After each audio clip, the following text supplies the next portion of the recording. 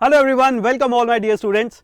यहाँ पर this is your silver sir Embibe पे मैं आपकी जर्नी स्टार्ट कर रहा हूँ केमिस्ट्री के फर्स्ट जो हमारा चैप्टर होता है some basic concepts of chemistry, और इसके अंदर आज हम पढ़ने वाले हैं मैटर एंड इट्स मेजरमेंट के बारे में, which is a very conceptual part of chemistry. किस तरीके से केमिस्ट्री को यहाँ पर हम स्टडी करते हैं, उसके बेसिक कंसेप्ट क्या हैं, इसका आज हम यहाँ पर डिस्कशन करने वाले हैं। वेलकम एवरीवन, और यहाँ पर मेरे साथ कनेक्टेड रहना, बिकॉज ये आपकी पूरी जर्नी जो है ये मैं आपका कराने वाला हूं। आपकी जेई नीट प्रिपरेशन जो है यहाँ पर होने वाली है। आई अंडरस्टैंड दिस कि यार आपका जो प्रिपरेशन होने वाला है बहुत ही अमेजिंग तरीके से होगा, इसमें कोई डाउट नहीं है। एंड बिल्कुल रेगुलरली जो है आपके साथ यहाँ पर लेक्चर हम शेयर करते रहेंगे।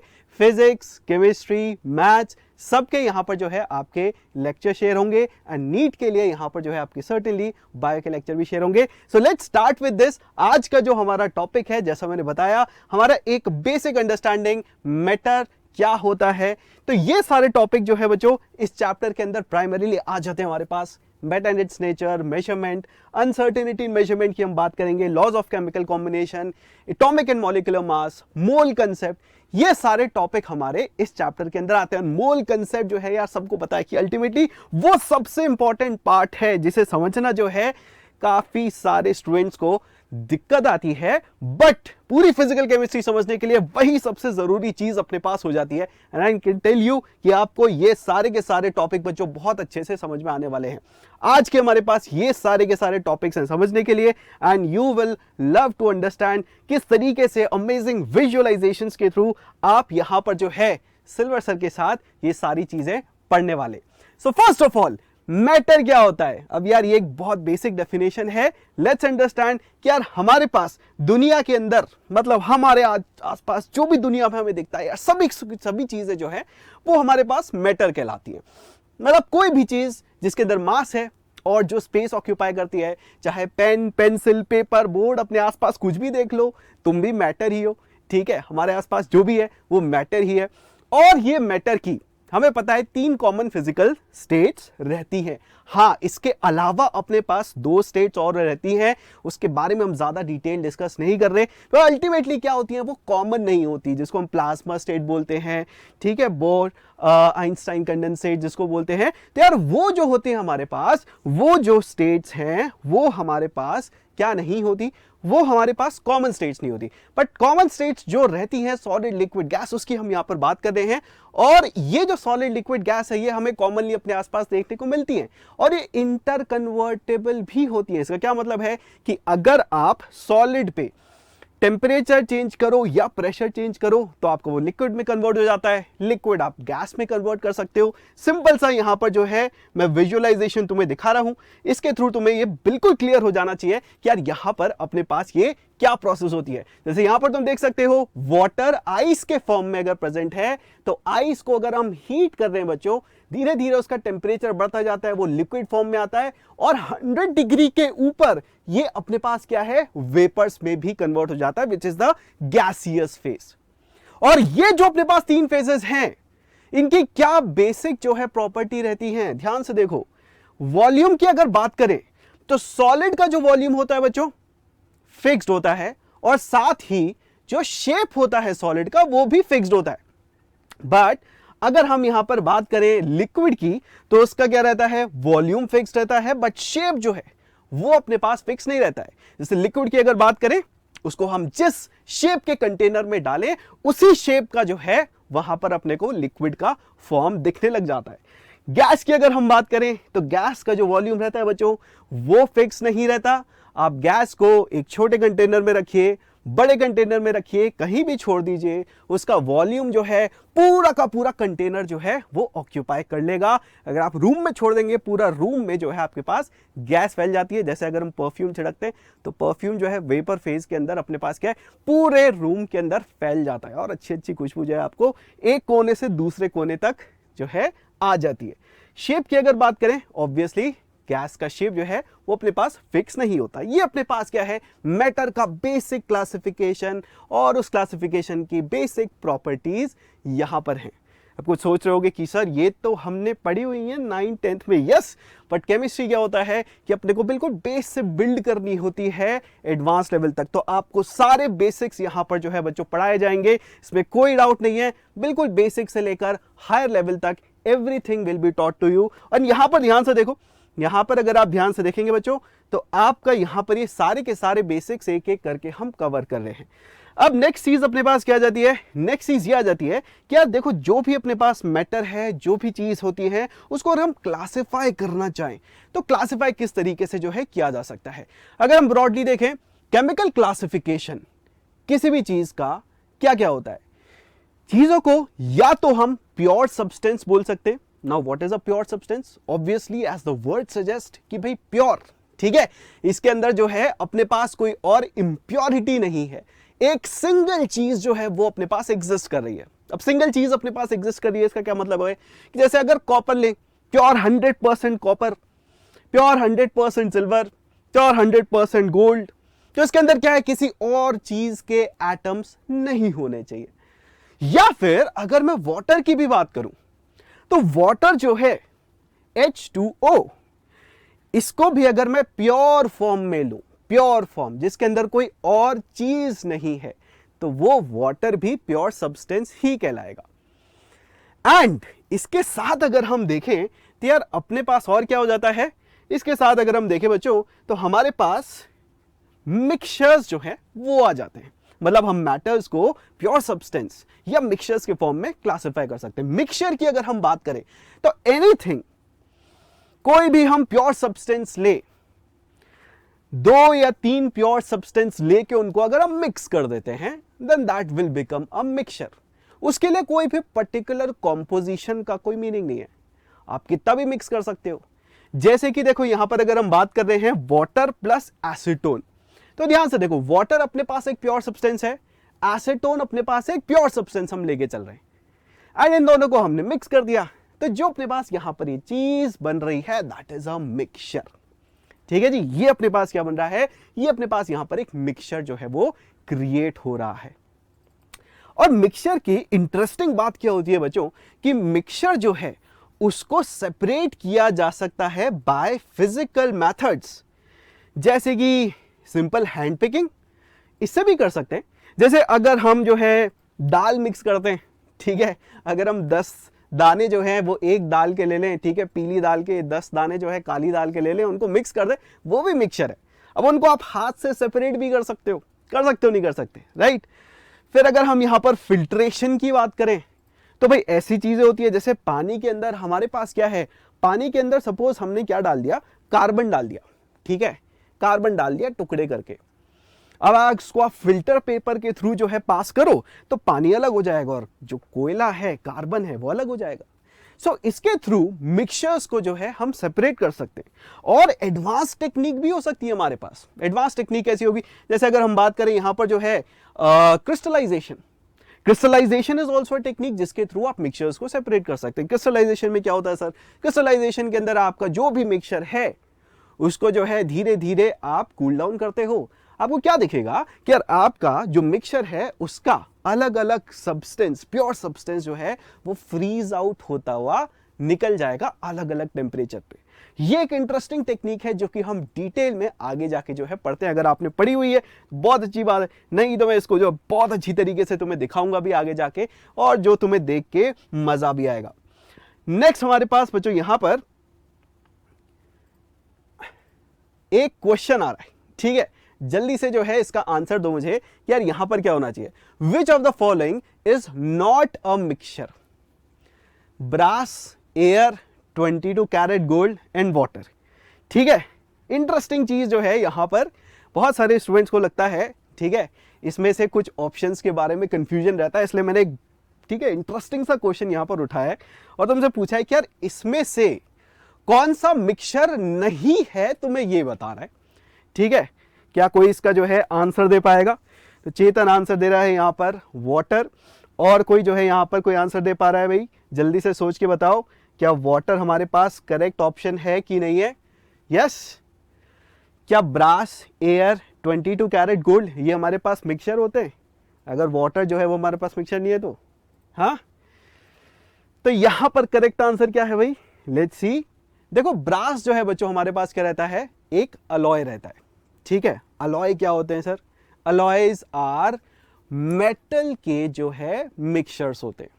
ये सबने पढ़ा होगा, ये तो सोशल साइंस में ही पढ़ाया जाता है, ठीक है। एक ब्रास एज, ब्रॉन्ज एज, ठीक है। अलॉयज वाली एज जो है सिविलाइजेशंस की पढ़ाई जाती है, इजंट इट। एयर, एयर का क्या रहता है, एयर क्या है, हमारे पास मिक्सचर है। सर एयर में हमें मिक्सचर दिखता तो नहीं है, एयर तो एयर ही लगती है हमें। Well air is also mixture. किस तरीके से, इसको मैं तुम्हें इंटरेस्टिंग वे में दिखाता हूँ, ध्यान से देखो। देखो अगर हमारे पास वाटर की बात करी जाए तो वाटर जो है बच्चों ये तो हमारे पास मिक्सचर नहीं है, बट अगर हम यहां पर एयर की बात करते हैं तो एयर के अंदर क्या क्या रहता है अपने पास, एयर के अंदर नाइट्रोजन भी है, ऑक्सीजन भी है, आर्गन भी है, कार्बन डाइऑक्साइड भी है, बहुत तरह की गैसेस जो हैं वो एयर के अंदर अपने पास प्रेजेंट होती हैं, ठीक है जी। बहुत तरह की जो अपने पास है यहां पर प्रेजेंट रहती है। और ध्यान से देखो, और ध्यान से देखो यार, गोल्ड जो होता है ना, गोल्ड, गोल्ड 22 कैरेट अगर तुम्हारे पास लिखा हुआ है तो इसके अंदर सिर्फ 91.6% ही प्योर गोल्ड रहेगा।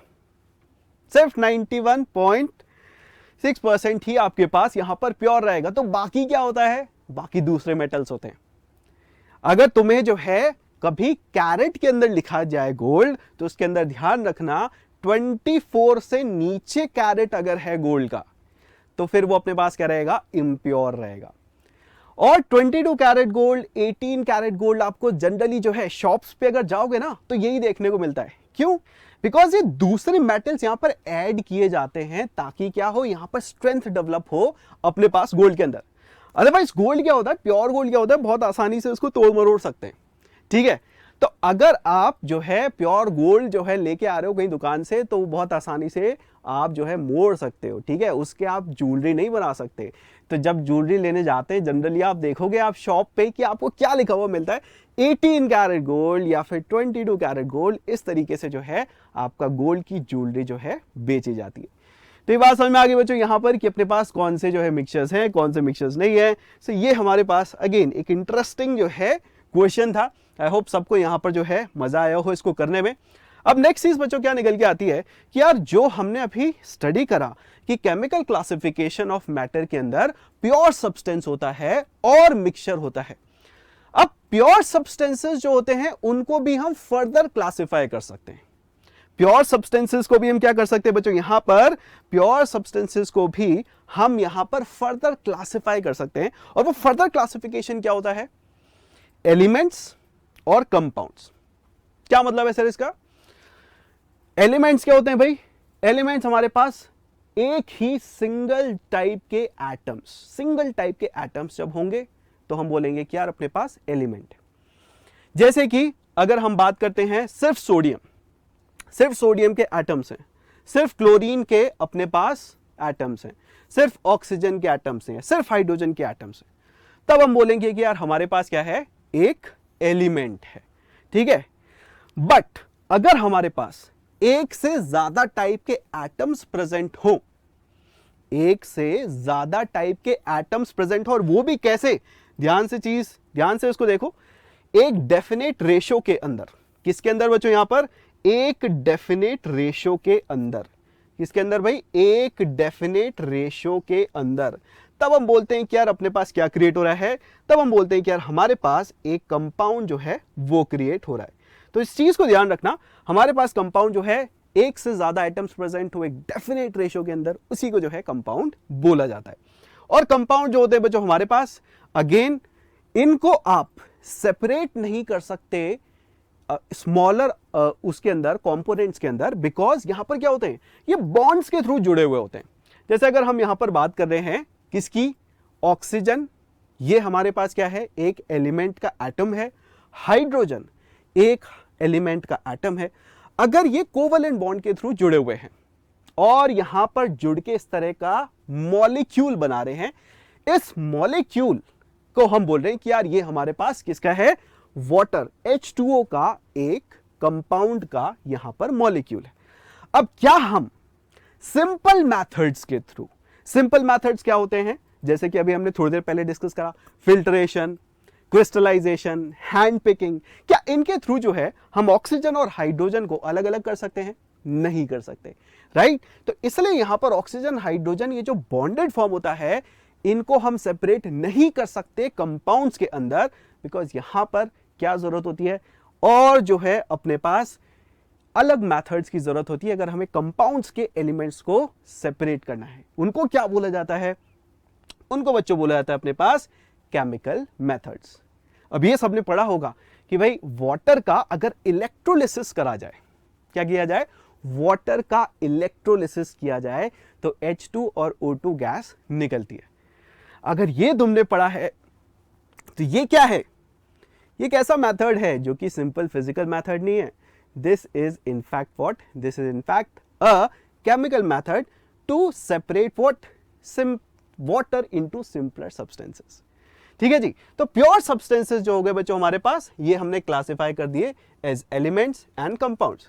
एंड वेरी सिमिलरली क्या होता है भाई अपने पास? वेरी सिमिलरली जब हम बात करते हैं मिक्सचर्स की, तो मिक्सचर्स को भी हम यहां पर क्लासिफाई कर सकते हैं दो तरीके से। एंड लेट्स अंडरस्टैंड ये अपने पास दो तरीके क्या होते हैं? Homogeneous mixtures and heterogeneous mixtures. ठीक है जी, homogeneous mixtures and heterogeneous mixtures. अब इनका क्या मतलब होता है? Let's understand this step by step. देखो, होमोजीनियस मिक्सचर अपने पास क्या होते हैं? इनके अंदर जब मिक्सचर क्रिएट होता है तो यूनिफॉर्मिटी रहती है। ठीक है भाई, यूनिफॉर्मिटी का क्या मतलब है?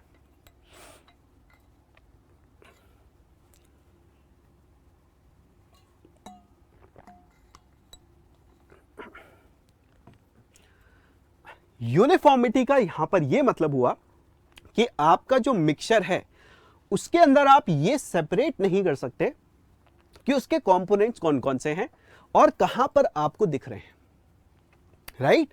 अगर हम बात कर रहे हैं एक यूनिफॉर्म डिस्ट्रीब्यूशन की, तो आप वहां पर क्या देखेंगे कि सारे के सारे जो आपके मॉलिक्यूल्स हैं वो इवनली डिस्ट्रीब्यूटेड हैं पूरे मिक्सचर के अंदर, राइट?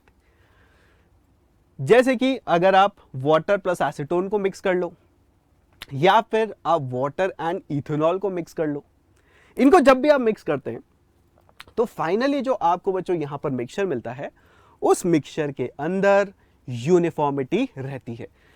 होमोजीनियस मिक्सचर इन्हीं को बोला जाता है। इसके ऑपोजिट अपने पास क्या रहते हैं? इसके ऑपोजिट जो अपने पास यहां पर रहते हैं, क्या भाई? इसके ऑपोजिट अपने पास रहते हैं हेट्रोजीनियस मिक्सचर, जिसके अंदर क्या है? यूनिफॉर्मिटी नहीं होती। जैसे कि अगर तुम ध्यान से देखोगे, यहां पर ये क्या? सैंड है, ठीक है, मिट्टी है। इसको अगर तुम पानी में डालोगे तो क्या होता है? अगर तुम मिट्टी को पानी में डालते हो तो तुम देखते हो कि यार मिट्टी जो है वो नीचे बैठ जाती है। होता है कि नहीं होता है? गंदा गंदा पानी दिखता है और काफी सारी मिट्टी जो है वो नीचे बैठ जाती है। तो अब क्या हुआ? यहां पर नीचे की साइड पे तो तुम्हें क्या दिखेगा? मिट्टी ज्यादा है, पानी कम है। ऊपर की साइड क्या दिखेगा? पानी ज्यादा है, मिट्टी कम है। तो इसका मतलब क्या है? यहां पर यूनिफॉर्मिटी नहीं है। यहां पर अलग अलग जगह पर अलग अलग अमाउंट ऑफ चीज आपको देखने को मिल रही है, अलग अलग अमाउंट ऑफ सब्सटेंस आपको देखने को मिल रहा है। That is what? That is a heterogeneous mixture. तो हेट्रोजीनियस और होमोजीनियस दो टाइप के अपने पास यहां पर मिक्सचर्स हो गए। तो इसका मतलब जल्दी से हम रिकॉल करते हैं, हमने क्या क्या देखा? हमने देखा कि अगर हम चीजों को क्लासिफाई करना चाहें, केमिकल क्लासिफिकेशन करना चाहें, तो प्योर सब्सटेंसेस और मिक्सचर के अंदर कर सकते हैं।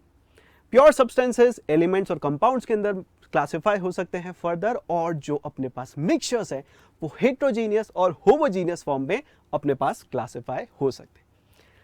ये अपने पास क्या हो गया? Basic chemical classification of all the matter available to us. इस तरीके से हम सबसे पहले करके रख देते हैं, समझ लेते हैं, दिमाग में बिठा लेते हैं। बिकॉज अल्टीमेटली क्या है यार, पूरा का पूरा केमिस्ट्री का डिस्कशन अल्टीमेटली हमारे पास इन्हीं चीजों के आसपास घूमता है कि अपने पास जो भी सब्सटेंस है उसको हम एनालाइज करेंगे, क्या वो मिक्सचर है, क्या वो अपने पास प्योर सब्सटेंस है। प्योर सब्सटेंस की प्रॉपर्टी अलग हो जाती है, मिक्सचर्स की प्रॉपर्टी अलग हो जाती है, इजंट इट? तो बच्चा लोग यहां पर जो है अपने पास ये हमने एक बेसिक आइडिया सबसे पहले यहां पर डिस्कस कर लिया है। चीजों से रिलेटेड, मैटर से रिलेटेड। नेक्स्ट, क्लासिफिकेशन तो हमने खत्म कर दिया। अब हमारे यहां पर physical and chemical properties of matter पे। ठीक है, इसका क्या मतलब है सर? इसका ये मतलब है कि कोई भी आप मैटर लेके चलते हो तो उसकी कुछ प्रॉपर्टीज होती हैं। अब वो प्रॉपर्टीज भी अपने पास क्या हो सकती हैं? वो प्रॉपर्टीज भी अपने पास यहां पर दो टाइप की हो सकती है, फिजिकल एंड केमिकल। क्या होता है फिजिकल और केमिकल प्रॉपर्टी के अंदर, इसको हम ध्यान से देखते हैं। तो ध्यान से देखो, अगर हमारे पास कोई भी ऐसी प्रॉपर्टी की बात करी जाए जो कि क्या हो सकता है, मेजर की जा सकती है या ऑब्जर्व की जा सकती है without changing the identity of that matter. इसका क्या मतलब है? जैसे अगर हमारे पास ये पेन है, ठीक है, ये अपने को दिख रहा है काला कलर का है, इसके लिए अपने को क्या नहीं जरूरत पड़ती, इसको तोड़ने मरोड़ने या फिर इसको जलाने की कोई जरूरत नहीं पड़ती, अपने को दिख रहा है, ठीक है।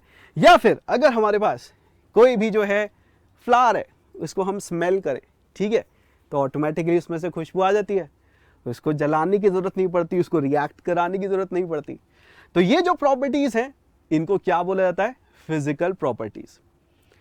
जबकि अगर कोई ऐसी प्रॉपर्टी हमें देखनी है सब्सटेंस की जिसके लिए कोई ना कोई केमिकल रिएक्शन करानी पड़े, तो उसको हम क्या बोलते हैं? उसको हम बोलते हैं chemical property of the matter.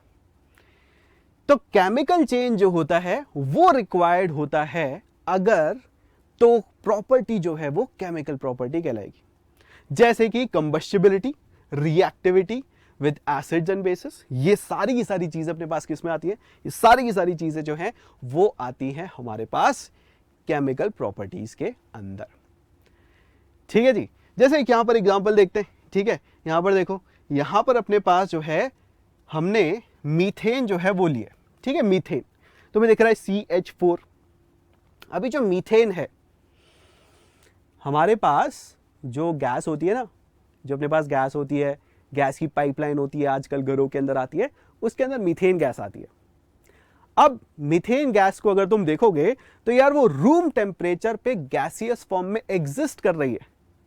Room temperature पे पाइपलाइन के थ्रू तुम्हारे घरों के अंदर आ रही है गैस फॉर्म में। तो उसका क्या है यहां पर? उसका जो है यहां पर जो गैस फॉर्म में कन्वर्ट होने का टेम्परेचर है वो लो है। ये उसकी एक फिजिकल प्रॉपर्टी हो गई।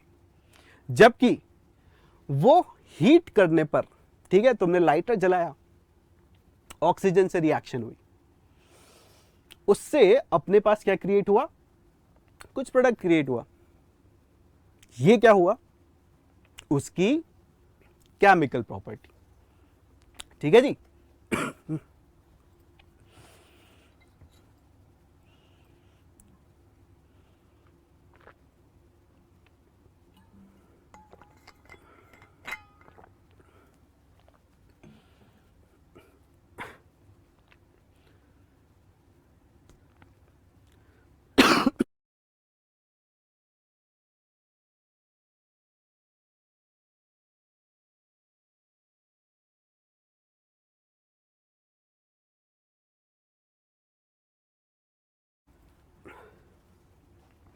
चलो, तो अब इसके बेसिस पे एक बढ़िया सा जो है क्वेश्चन का टाइप में तुम्हें दिखाता हूं। ठीक है, बहुत इंटरेस्टिंग तरीके के क्वेश्चन और उसके फॉर्म जो है बच्चों यहां पर आपको एम्बाइब प्लेटफॉर्म पे देखने को मिलेंगे। एंड आप एम्बाइब प्लेटफॉर्म जो है उस पे जाके जब क्वेश्चंस को एक्सेस करोगे तो बिल्कुल कंप्लीटली फ्री ऑफ कॉस्ट आपको यहां पर मिलेंगे। ठीक है, अब मुझे जल्दी से बताओ यहां पर फिजिकल प्रॉपर्टीज में से कौन कौन से जो हैं आपके फिजिकल प्रॉपर्टी हैं, उनको मैं कनेक्ट करके जो है आपको यहां पर दिखाऊंगा क्या सोल्यूशन होना चाहिए।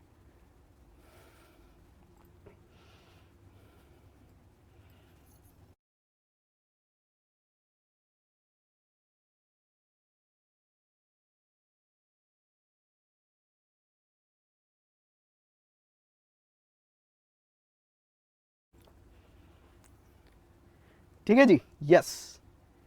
तो फिजिकल प्रॉपर्टीज अगर हम देखते हैं बच्चों यहां पर, तो कौन सा हो जाएगा? क्या ओडर हमारे पास हो जाएगा? ओडर मतलब क्या होता है? स्मेल। यस। क्या कलर हमारे पास हो जाएगा? यस। क्या कंबस्टिबिलिटी होगी? नहीं। कंबस्टिबिलिटी क्या होती है भाई हमारे पास? क्या कोई चीज ऑक्सीजन से रिएक्ट कर सकती है, जल सकती है? कोई भी चीज अगर जलती है इसका क्या मतलब होता है? ऑक्सीजन से रिएक्ट करना। तो ऑक्सीजन से अगर कोई रिएक्शन हो रहा है, कंबस्टिबिलिटी है कि नहीं है? ये केमिकल प्रॉपर्टी है। बट ऑर्डर क्या है, कलर क्या है, क्या फिजिकल प्रॉपर्टी है. So this is the basic idea. And यहां पर अगर हम सबमिट करते हैं, ये अपने पास जो है करेक्ट आंसर निकल के आता है. Next question, which physical property of dihydrogen is wrong. ठीक है, अब बताओ, tasteless gas, odourless gas, colourless gas, non inflammable gas. तो इसके अंदर अपने पास जो है यहां पर क्या चीज जो है वो गलत होनी चाहिए. एंड यहां पर प्रॉपर्टी की हम बात कर रहे हैं, सिंपल प्रॉपर्टी की बात कर रहे हैं. अच्छा, यहां पर मैं तुम्हें एक हिंट भी दे सकता हूं. ठीक है, अगर चाहो तो यहां पर हिंट भी देख लो कि dihydrogen is used as a fuel in many industries. इसका क्या मतलब है? इसका मतलब ये है कि आपका हाइड्रोजन जो गैस है, अगर हम उसकी प्रॉपर्टीज की बात करें तो क्योंकि वो फ्यूल की तरह काम में आता है, इसका मतलब वो बर्न करता है. ठीक है, अगर वो बर्न करता है तो ऑब्वियसली वहां पर क्या है, वो इन्फ्लेमेबल गैस होती है. क्या होता है? इन्फ्लेमेबल. ये जो वर्ड है इसको ध्यान रखना, ये वर्ड जो है इसको ध्यान रखना, इन्फ्लेमेबल गैस अपने पास होती है. ठीक है जी, वेरी गुड वेरी गुड. तो यहां पर इन्फ्लेमेबल गैस जो है हाइड्रोजन रहती है, अपने को पता लग रहा है. तो ये अपने पास क्या है, ये अपने पास यहां पर गलत आंसर है, मतलब रॉन्ग प्रॉपर्टी है. ठीक है, आंसर ऑब्वियसली हमारा सही है, मतलब रॉन्ग प्रॉपर्टी. इसी में बहुत लोग जो है वो गोल गोल घूम जाते हैं जब पेपर आता है जेईई और नीट का. ठीक है, राइट और रॉन्ग कर देते हैं उठा के. ठीक है, तो इस चीज को ध्यान रखना. तो ये बच्चों हमारे पास फिजिकल और केमिकल जो है क्लासिफिकेशन और प्रॉपर्टीज की भी हमने यहां पर बात कर ली है. ठीक है, मैटर की. अब हमारे हैं नेक्स्ट चीज पे, which is measurement of physical properties. Measurement of physical properties, इसका क्या मतलब है सर? इसका ये मतलब है कि भाई देखो, जब भी हमारे पास कोई भी मैटर की कोई भी जो है प्रॉपर्टी होती है, उसको हमें क्वांटिफाई करना होता है. अब क्वांटिफाई करने के लिए हमें क्या चाहिए होती है? यूनिट्स चाहिए होती है. कि भाई अगर हमें बताना है कि भाई ये जो है पेन, इसका कितना साइज है, तो मेरे पास मुझे जरूरत है कुछ यूनिट की, जो कि अगर मैं यहां पर देख लूं और उस यूनिट के अंदर इसका साइज निकाल लूं, तो वो साइज मैं किसी को भी बता सकता हूं. दुनिया में कोई भी कोने में बैठा हुआ जो इंसान है वो समझ जाना चाहिए कि यार इसका साइज कितना है. सपोज मैं बोल रहा हूं दिस इज से 10 सेंटीमीटर, तो तुम्हें समझ में आ गया होगा, बिकॉज तुम सब लोगों ने क्या यूज कर रखा है, तुम सब लोगों ने स्केल यूज कर रखा है. स्केल यूज कर रखा है, तो अगर मैं बोल रहा हूँ कि सर ये तो 10 सेंटीमीटर है, तो बोले हाँ सर समझ में आ गया 10 सेंटीमीटर है. तो क्यों समझ में आ गया? बिकॉज बच्चों हम क्या करते हैं, हम यहाँ पर जो भी प्रॉपर्टीज होती हैं मैटर की, फिजिकल प्रॉपर्टीज, उन्हें समझने के लिए, उन्हें क्वांटिफाई करने के लिए कुछ यूनिट्स बना चुके हैं. ठीक है, तो यहाँ पर अगर देखा जाए तो इसका डेवलपमेंट कैसा हुआ, थोड़ा सा हिस्टोरिकल पर्सपेक्टिव भी देख लेते हैं, दोनों चीज अपन देख लेते हैं. तो ध्यान से देखो, ये जो है काम यूनिट्स का, मैंने तुम्हें बोला कि ये सर 10 सेंटीमीटर है, तो तुम्हें समझ में आ गया 10 सेंटीमीटर है. ये चीज आज से 500-600 साल पहले पॉसिबल नहीं थी. बिकॉज यहां पर अगर मैं बोलूं भाई इंडिया में बैठ के कोई बोलता, ठीक है, तो वो यूएस वाले को नहीं समझ में आता, या वो यूरोप वाले को नहीं समझ में आता. आज सबको समझ में आता है. क्यों? बिकॉज इसके पीछे एक हिस्ट्री है. हिस्ट्री क्या है कि भाई हमारे पास दुनिया में पहले अलग अलग सिस्टम थे, अलग अलग देशों ने अपने अलग अलग सिस्टम बनाए थे चीज़ों को मेजर करने के. चाहे आप वेट की बात करें तो कहीं पर पाउंड चलता था, कहीं पर किलोग्राम चलता था, कहीं पर कुछ और चलता था. तो इंग्लिश सिस्टम और मेट्रिक सिस्टम ये 1960 से पहले दुनिया में यूज होने वाले ऐसे सिस्टम थे जिसमें वेट को या लेंथ को मेजर करने के लिए अलग अलग यूनिट्स जो हैं वो बनाई गई थी. 1960 के बाद दुनिया में सब लोगों ने डिसाइड करा कि नहीं यार, ये बहुत ज़्यादा कॉम्प्लिकेशन हो रहा है, हम एक स्टैंडर्ड चीज़ बनाते हैं जो दुनिया में हर किसी को समझ में आनी चाहिए. और इसलिए इंटरनेशनल सिस्टम ऑफ यूनिट्स जो है वो बनाया गया. इंटरनेशनल सिस्टम ऑफ यूनिट्स दुनिया में सबको समझ में आएगा, बिकॉज वो एक ऐसी चीज़ है जो सब जगह इक्वली एप्लीकेबल होगी. और इंडिया के अंदर हर कंट्री में जैसे होता है, इंडिया के अंदर भी वैसे ही एक जगह है, एक क्या है, इंस्टीट्यूशन है, national physical laboratory new Delhi, जो कि क्या करता है, जो भी हमारे पास इस तरह के यूनिट्स का स्टैंडर्ड है उनको मेंटेन करता है. क्या मतलब है इसका? इसका जैसे यहां पर एग्जांपल देखो, ये जो है अपने पास, ये एक देख रहा है यहां पर, ये है ना, ये एक बाट की तरह है. बाट क्या होता है? कभी सब्जी वब्जी खरीदने गए हो बाहर, मतलब जब तुम्हारे पास एक ऐसा बैलेंस होता है सब्जी वालों के पास, जिसमें एक साइड पे वो काले काले 1 किलो 2 किलो या आधा किलो के बाट रखते हैं, ठीक है, और दूसरी साइड सब्जी या फल चढ़ा देते हैं, वो देखा है? बिल्कुल वही चीज़, वो जो बाट हम बोल रहे हैं, वो जो हम वेट बोल रहे हैं, वो देखो वो यहाँ पर रखा हुआ है। ये जो वेट है ये है प्लैटिनम इरिडियम का बना हुआ, और ये फ्रांस में रखा हुआ है। इसको जो है 1 kg बोला गया है। इस 1 kg के बेसिस पे दुनिया भर में इसी वेट को 1 kg लेके चला गया है। तो भगवान ने नहीं बताया कि 1 kg कितना होता है, हमने मान लिया कि ये 1 kg है, ठीक है, हमने मान लिया 1 kg है। भगवान ने हमें नहीं बताया कि 1 kg कितना होता है, पर हमने मान लिया कि यार ये जो वेट है सिलेंडर का, प्लैटिनम इरिडियम सिलेंडर जो फ्रांस में कहीं रखा हुआ है, इसका जो है 1 किलोग्राम वेट है। अब दुनिया में हर किसी को मानना होगा कि यार यही 1 किलोग्राम है। दुनिया में हर किसी को मानना होगा कि यार यही 1 किलोग्राम है, आप इसमें कुछ नहीं कर सकते, ठीक है, मैं जाके चेंज नहीं करा सकता, ठीक है। तो वही जो हमारे पास नेशनल फिजिकल लैबोरेटरी है न्यू दिल्ली के अंदर, उसको भी ये मानना पड़ता है और उसको सबको बताना भी होता है कि अगर तुम गलत वेट यूज कर रहे हो तो तुम्हें जो है तुम्हारे अगेंस्ट केस हो जाएगा, है ना। आजकल सब्जी वाले तो करते रहते हैं, उनको तो मतलब ही नहीं है। चलो अब होता क्या है कि यार ये जो सिस्टम है इसके अंदर बच्चों हमारे पास 7 फंडामेंटल यूनिट्स डिफाइन करी गई हैं। 7 फंडामेंटल यूनिट्स जो हैं वो हमारे पास यहाँ पर डिफाइन करी गई हैं अलग अलग चीज़ों को मेजर करने के लिए। जैसे लेंथ जो है, लेंथ के लिए L, ठीक है, इसका हम यूज़ करते हैं एज अ क्वांटिटी, और इसका SI यूनिट जो है वो है metre. Symbol for SI unit क्या है हमारे पास? स्मॉल है, ठीक है। अगर हम कोई भी डिस्क्राइब करना चाहें, चाहे मेरे पास इसका लेंथ हो, ठीक है, या फिर किसी भी और चीज़ का लेंथ हो, ठीक है, मेरा लेंथ हो, तो मैं किसी को बताऊंगा मीटर के अंदर क्या लेंथ है, तो दुनिया भर में सब कुछ समझ में आ जाएगा, बिकॉज ये इसकी स्टैंडर्ड यूनिट है, ठीक है जी। मास की हो गई किलोग्राम, टाइम का हो गया सेकेंड, इलेक्ट्रिक करंट का एम्पियर, थर्मोडायनेमिक टेम्परेचर का केल्विन, अमाउंट ऑफ सब्सटेंस का मोल, ल्यूमिनस इंटेंसिटी का अपने पास क्या हो गया? कैंडेला। एंड ऑब्वियसली केमिस्ट्री के अंदर अपने पास जो सबसे ज्यादा यूज होने वाला है वो क्या है?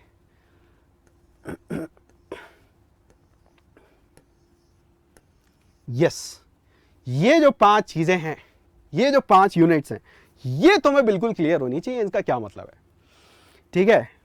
मीटर, किलोग्राम, सेकेंड, केल्विन और मोल। एम्पियर सर काम में नहीं आता क्या? बिल्कुल काम में आता है, फिजिक्स के अंदर तुम्हारे पास ज्यादा काम में आएगा। ल्यूमिनस इंटेंसिटी, कैंडेला, ये तो यार अपने पास काम में ही नहीं आती, मतलब केमिस्ट्री के अंदर, तो फिजिक्स में तो फिर भी काम आएगी, ठीक है। तो ये हमारे पास क्या हो गई? कुछ बेस यूनिट्स हो गई, फंडामेंटल यूनिट्स हो गई। फंडामेंटल यूनिट्स मतलब ये सबको समझ में आती है दुनिया के अंदर कि अगर आप लेंथ मेजर कर रहे हो, ठीक है, अगर आपको लेंथ मेजर करना है तो आप मीटर के अंदर किसी को भी जवाब देंगे कि भाई ये 1 मीटर का मेरे पास बोर्ड है, तो दुनिया में सबको समझ में आएगा। अगर इसका वेट जो है वो 100 किलोग्राम है, आप बोलोगे 100 किलोग्राम, तो दुनिया में सबको समझ में आएगा। ये हो गए बेस यूनिट्स, ठीक है, बेस यूनिट्स। अब इन यूनिट्स, बेस यूनिट्स के बेसिस पे भी बच्चों क्या किया जाता है? इन बेस यूनिट्स के बेसिस पे भी आपके कुछ नए यूनिट्स जो है वो बनाए जाते हैं, और इनको बोला जाता है डिराइव्ड यूनिट्स। डिराइव मतलब क्या होता है? एक चीज से नई चीज निकालना, इसी को हम बोलते हैं डेरिवेशन होना, ठीक है। तो डिराइव करने का मतलब क्या है? एक चीज से नई चीज निकालना। सो डिराइव्ड यूनिट बनाना, कुछ यूनिट्स मिक्स करके नई यूनिट बनाना। जैसे अगर हम एरिया की बात करें, तो एरिया के लिए डिराइव्ड यूनिट अपने पास क्या निकल के आता है? मीटर स्क्वायर निकल के आता है। क्यों? इसका बेसिक एग्जांपल अपने पास क्या होगा? तुमने ये चीज पढ़ी होगी कि यार तुम्हारे पास अगर कोई इस तरह का स्क्वायर है, रेक्टेंगल है, कोई भी 2 डायमेंशनल फिगर है, अगर तुम्हें इसका जो है एरिया निकालना है, तो जैसे अगर सपोज तुम बोल रहे हो ये ए है, ये ए है, तो ए क्रॉस ए कर देते हो, तो ए का यूनिट तुम्हारे पास मीटर में है, इसका यूनिट मीटर में है, ठीक है।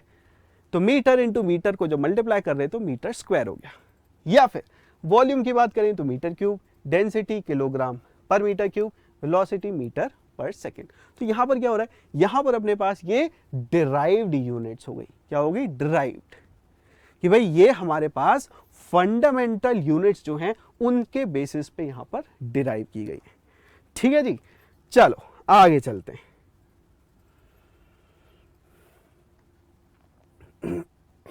अब होता क्या है कि हम बच्चों काफ़ी बार क्या करेंगे कि यार ये जो यूनिट्स हैं इनके आगे कुछ प्रीफिक्सेस का यूज़ करेंगे। क्या होते हैं सर प्रीफिक्स? प्रीफिक्स वर्ड समझ लो पहले, कोई भी चीज़ जो पहले आती है, ठीक है। जैसे तुम्हारे नाम के आगे अगर मैं मास्टर लगा दूं, ठीक है, जैसे मास्टर रोहित, ठीक है, या फिर मिस प्रीति, तो वो क्या है? वो प्रीफिक्स है। अब प्रीफिक्सेस जो हैं वो हम यूनिट के आगे अगर लगा रहे हैं, ठीक है, तो इनसे क्या होता है, यूनिट का जो मेजरमेंट हम ले रहे हैं उसका सेंस थोड़ा सा चेंज हो जाएगा। क्या मतलब है इसका? जैसे कि अगर मैं बात करूं बच्चों यहां पर, suppose what we have here is कि भाई अपने पास है ना, यहां पर देखो सेंटी है ना, सेंटी।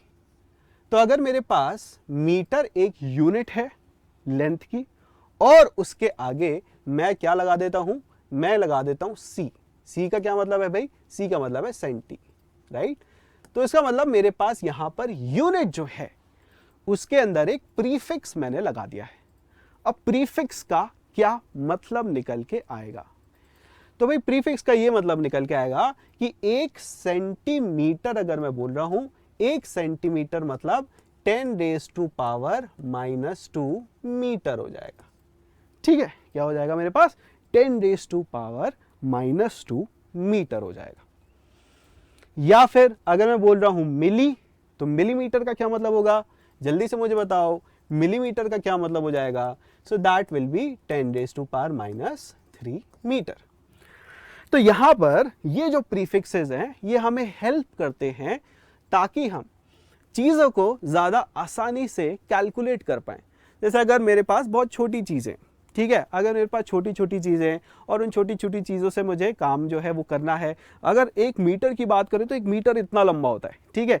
अब जैसे एक पेन है, मुझे इस पेन का जो है यहाँ पर किसी को बताना है कि यार कितना जो है इसका लेंथ है, तो इसको मीटर में अगर मैं बताने जाऊँगा तो मैं डेसिमल्स में बताऊँगा।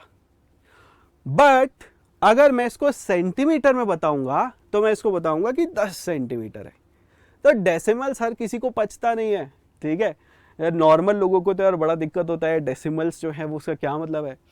तो अगर आप जो है यूनिट को चेंज कर देते हैं बाय दीज प्रीफिक्सेस, तो दुनिया में लोगों के लिए आसान हो जाता है कि यार 10 सेंटीमीटर तो समझ में आता है, ठीक है। 0.1 मीटर यार ये थोड़ा जो है दिक्कत की बात है, तो उसकी हम बात नहीं कर रहे। अब देखो इंटरेस्टिंग चीज़ क्या है बच्चों यहाँ पर, इंटरेस्टिंग चीज़ ये है कि आप जो है इनको आप इस तरीके से ऐसे यूज़ कर सकते हो। तो ये बहुत ही बढ़िया विजुअलाइजेशन जो है मैं तुम्हें यहाँ पर दिखा रहा हूँ। और इसका क्या मतलब है? इसका ये मतलब है कि देखो जैसे अगर मीटर से तुम्हें जाना है किसके अंदर, तुम्हें जाना है यहाँ पर डेसीमीटर के अंदर, ठीक है। कैसे जाएंगे? इसका ये मतलब है कि अगर सपोज मेरे पास 1 मीटर लिखा हुआ है, ठीक है, bigger unit to smaller unit अगर आपको जाना है तो मल्टीप्लाई बाय 10। तो अगर सपोज मैं बोल रहा हूँ यार मेरे पास 10, अगर मेरे पास या 5 सेंटीमीटर 5 मीटर लेके चल रहे थे, ठीक है, सपोज मेरे पास 5 मीटर कोई चीज़ है जो कि 5 मीटर है। 5 मीटर जो है अगर मुझे उससे दूसरी यूनिट में लिखना है, which is what, which is your decametre या डेसीमीटर में लेके चल लेते हैं। सपोज हमें डेसीमीटर में लिखना है विच इज़ डी, ठीक है। तो मेरे पास क्या है, 5 मीटर कोई चीज़ है, उसे मुझे डेसीमीटर में लिखना है, तो मैं क्या करूंगा यहाँ पर 10 से मल्टीप्लाई कर दूंगा। बिकॉज क्या रिलेशन है मेरे पास, 10⁻⁻1 का, ठीक है। तो यहाँ पर क्या हो जाएगा, यहाँ पर हो जाएगा ये 5 × 10 डेसीमीटर, ठीक है भाई। अगर मुझे सेंटीमीटर में लिखना है तो डेसीमीटर सेंटीमीटर में क्या रिलेशन है, और फर्दर 10 से मल्टीप्लाई मुझे यहां पर करना पड़ेगा, ठीक है जी। नेक्स्ट चीज, अगर हम यहां पर नेक्स्ट चीज देखते हैं,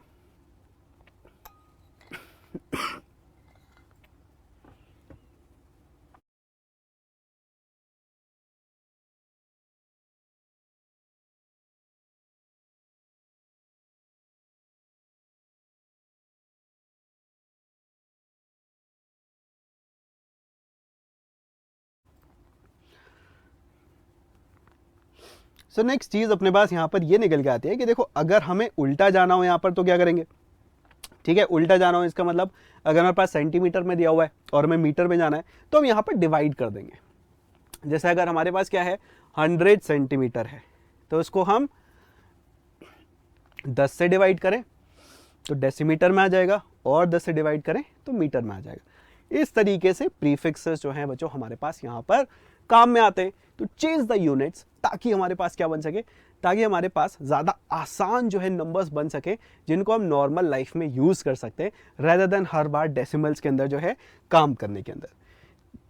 ठीक है जी, चलिए नेक्स्ट हमारे पास यहाँ पर ये जो कुछ बेसिक यूनिट्स हैं मैंने तुम्हें बताया था मीटर हमारे लिए बहुत ज़रूरी है, ठीक है, किलोग्राम हमारे लिए बहुत ज़रूरी है, सेकेंड हमारे लिए बहुत ज़रूरी है बिकॉज इसको हम केमिस्ट्री में बहुत ज़्यादा यूज़ करते हैं इन यूनिट्स को अंदर। अब इसमें कुछ जो हमारे पास यूनिट्स हैं उससे रिलेटेड आपको कुछ पॉइंट्स पता होने चाहिए। जैसे कि बच्चों हमारे पास क्या होता है कि जब हम बात करते हैं वेट की तो काफ़ी लोग कंफ्यूज हो जाते हैं।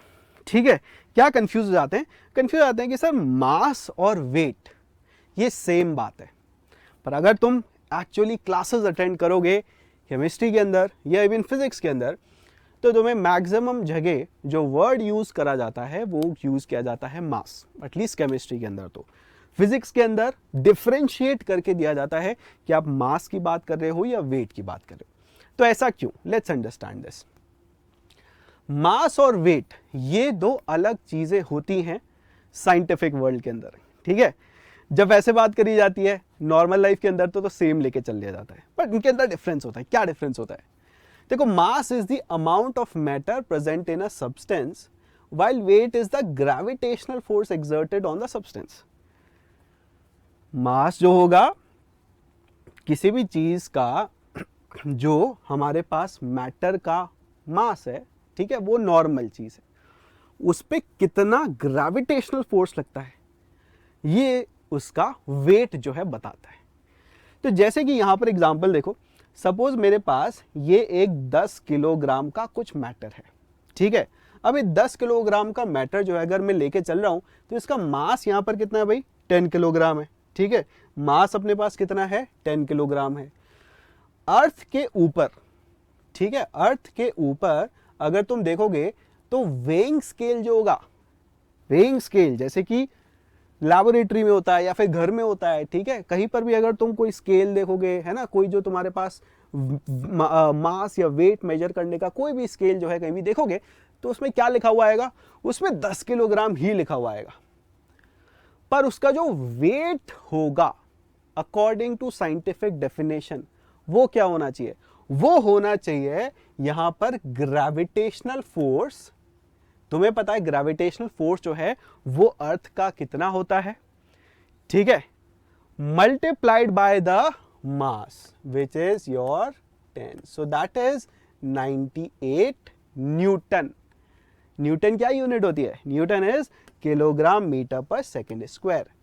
तो 9.8 जो है अपने पास क्या है बच्चों? यहाँ पर मीटर पर सेकेंड स्क्वायर के अंदर अपने पास ग्रेविटी लिखी हुई है। ग्रेविटी से हम मल्टीप्लाई कर रहे हैं किसको? मास को मल्टीप्लाई कर रहे हैं, तो हमारे पास वेट आ रहा है। अब सपोज सेम, ठीक है, हम जो है एस्ट्रोनॉट बन गए, ठीक है, पढ़ाई कर करके, ठीक है, हम चले गए नासा और नासा से हम वही वाला वेट जो है उठा के लेके गए कहाँ पर? मून पे। अब मून पे हम अगर उसी चीज को जो है मेजर करने जाएंगे, मून पे अगर हम मेजर करने जाएंगे तो क्या होगा? मून पे मेजर करने जाएंगे तो अपने को ये देखने को मिलेगा कि यार वो जो मास है वो मास तो सेम ही रहेगा, 10 किलोग्राम ही रहेगा, बट वहां पर वेइंग स्केल पे जो तुम्हें लिखा हुआ मिलेगा, है ना, वही सपोज तुम्हारे पास जो घर पे होता है वेइंग स्केल या फिर कोई भी जो वेइंग स्केल है उस पर तुमने उसको रखा तो तुम्हें सिर्फ 1.6 किलोग्राम ही दिखेगा। ठीक है, और उसका वेट एक्चुअली क्या निकल के आएगा? वो निकल के आएगा 60 न्यूटन। क्यों? बिकॉज जो ग्रेविटी होती है मून पे वो 1/6 होती है अर्थ के। तो इसलिए यहां पर जो तुम्हें 98 दिख रहा है, ठीक है, उसका सिर्फ 1/6 ही तुम्हें मून पे वेट दिखेगा। ये तो पता है ना, ग्रेविटी जो होती है वो अलग अलग होती है हमारे पास, अर्थ की और मून की अलग अलग ग्रेविटी होती है। मून की कम ग्रेविटी होती है बिकॉज छोटा है, ठीक है, अर्थ की ज्यादा ग्रेविटी होती है, बड़ी है, ज्यादा डेंस है। और क्या तुम्हें पता है, स्पेस, नॉर्मल स्पेस मतलब खाली स्पेस, सारे अर्थ, प्लैनेट्स है ना, मून सबसे दूर लेके हम उस 10 किलोग्राम वेट को रख दें किसी वेइंग स्केल के ऊपर, ठीक है, तो हमें क्या देखने को मिलेगा, जीरो। वेइंग स्केल पे अपने पास रीडिंग क्या आएगी, जीरो आएगी। क्यों? बिकॉज ग्रेविटी नहीं है। नॉर्मल स्पेस के अंदर हमारे पास क्या होती है, कोई ग्रेविटी नहीं होती है। इसी की वजह से क्या होगा, इसी की वजह से हमारे पास नॉर्मल स्पेस के अंदर जो उसका वेइंग स्केल पे रीडिंग है और जो वेट है वो जीरो निकल के आएगा, because no gravity is present. Mass जो है 10 किलोग्राम ही है, पर वेट अलग अलग ग्रेविटेशनल फील्ड के अंदर अलग अलग है। तो जब भी आप बात करें बच्चों किसी भी मैटर के अमाउंट की, तो हमेशा मास में बात करिए, क्योंकि हम ज्यादातर चीजें क्या करेंगे, अर्थ के ऊपर ही पढ़ रहे हैं। हम ये तो बात नहीं कर रहे कि भाई हमारे पास जो है मून पे जो है रिएक्शन कैसी होगी, या मून पे जो है हमारे पास किस तरीके से बातें होंगी, वो तो हम नहीं करेंगे, हम तो अर्थ की बात करेंगे। तो जब भी आप रेफर करें चीज़ों को, तो आप किसकी तरह रेफर करेंगे, आप मास की तरह। ठीक है जी, चलिए नेक्स्ट पॉइंट, एक इसी चीज़ पे क्वेश्चन कर लेते हैं। ठीक है, इसी मास एंड वेट के ऊपर हमारे पास एक क्वेश्चन है। क्या क्वेश्चन है, ध्यान से देखो, कि एक लैंडिंग मॉड्यूल है। ठीक है, लैंडिंग मॉड्यूल क्या होता है, जैसे जाते हैं ना, मतलब अगर तुम जो है अर्थ से कुछ लॉन्च कर रहे हो तो मून पे लैंड कर रहा है, तो वो हमारे पास क्या है, लैंडिंग मॉड्यूल कहलाया जा रहा है। ठीक है, सो भाई वो हमारे पास जो है ग्रेविटेशनल फील्ड स्ट्रेंथ मून की 1/6 अर्थ की। So what is the weight of landing module on earth.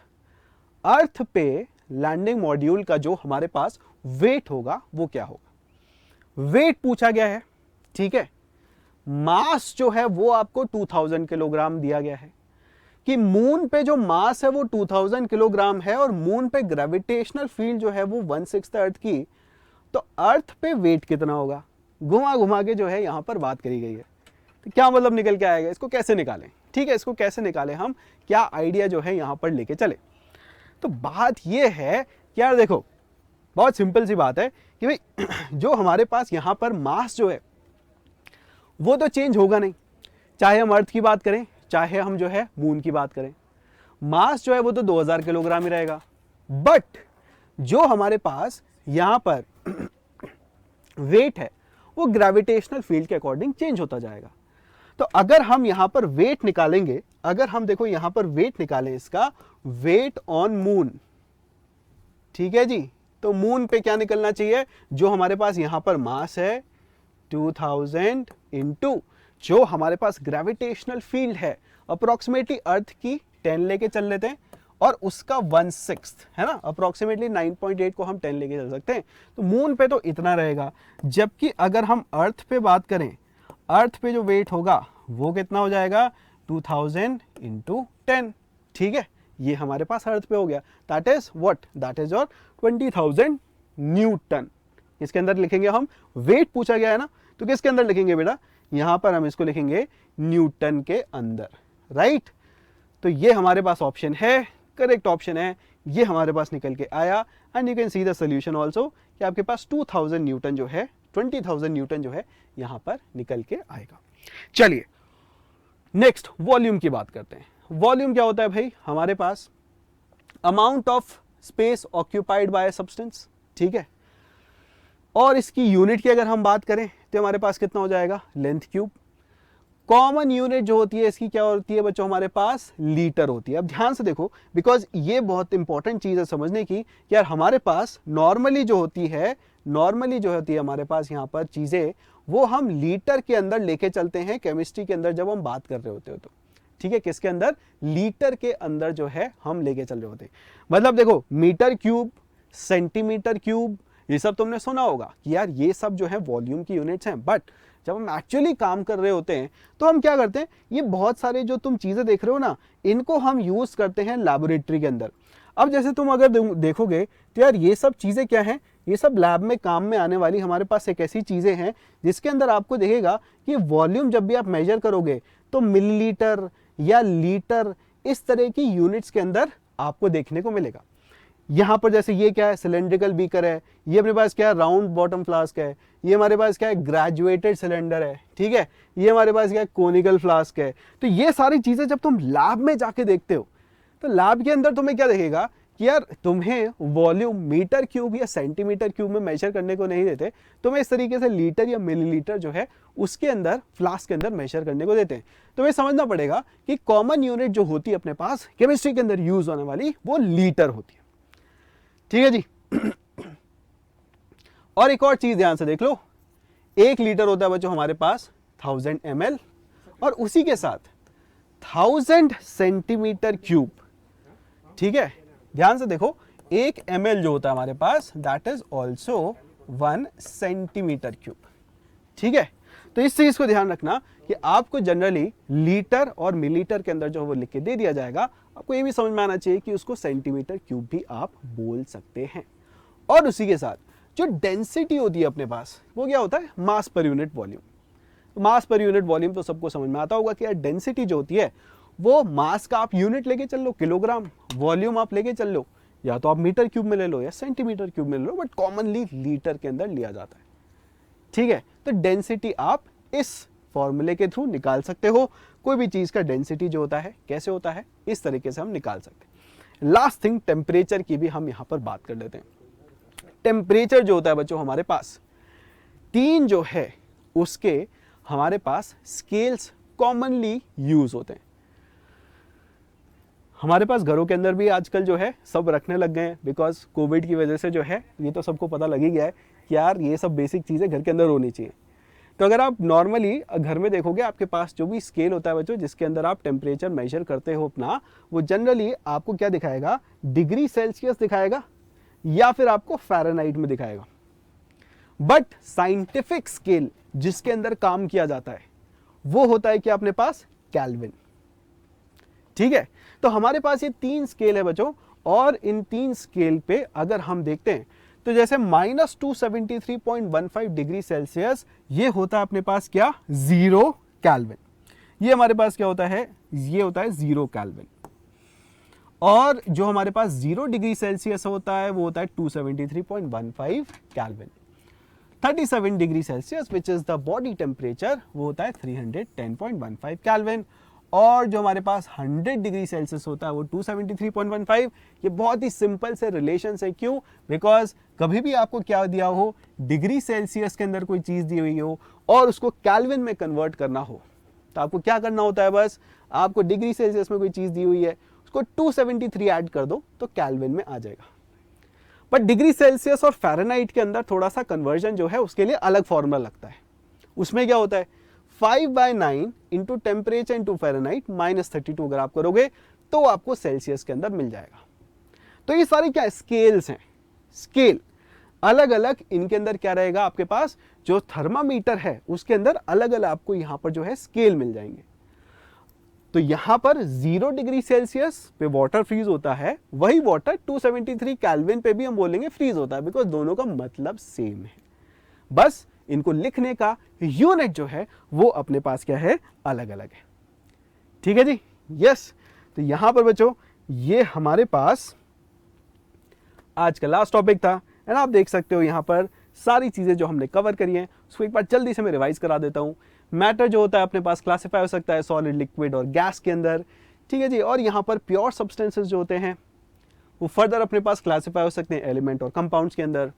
Mixtures जो होते हैं उनमें क्या रहता है अपने पास, प्योर सब्सटेंसेस अलग अलग अनडिफाइंड रेशियो के अंदर रहते हैं, फर्दर क्लासिफाई हो सकते हैं हेटेरोजीनियस एंड होमोजीनियस मिक्सचर के अंदर। जो भी चीज़ें हमें मेजर करनी होती है उसके लिए हम एसआई यूनिट जो है वो अडॉप्ट कर चुके हैं, जिसके अंदर 7 फंडामेंटल यूनिट्स होती हैं और उससे डिराइव्ड यूनिट्स हमारे पास बहुत सारी होती हैं। मास जो होता है, ठीक है, वो हमारे पास क्या होता है, amount of matter present in substance, जबकि जो वेट होता है it is the gravitational force exerted by the substance. Volume जो होता है हमारे पास it is the amount of space occupied by substance, और जो मास पर यूनिट वॉल्यूम होता है वो हमारे पास डेंसिटी जो है वो कहलाती है। तो आज का जो हमारे पास मैटर एंड इट्स मेजरमेंट, इसके बारे में हमने डिटेल यहाँ पर जो है बच्चों स्टडी करा है, एंड आप जो है और जो भी फर्दर यहाँ पर डिटेल्स चाहते हैं वो आपको डिस्क्रिप्शन के अंदर मिल जाएगी।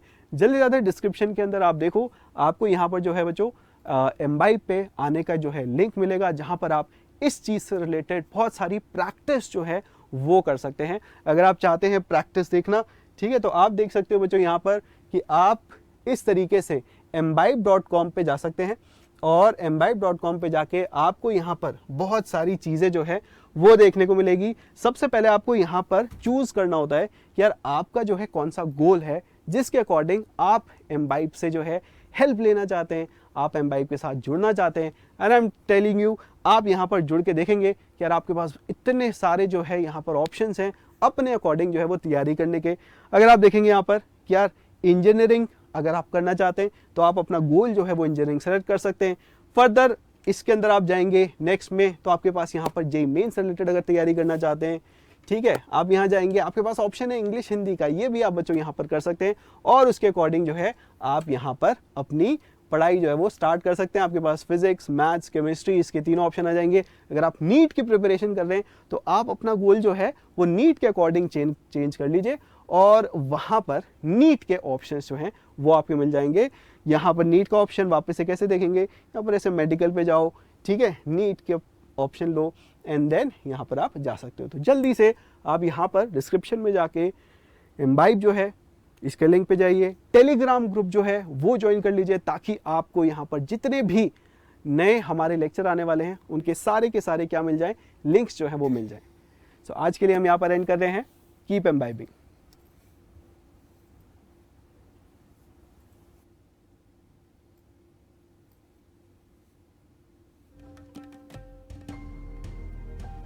Keep imbibing. We believe in you.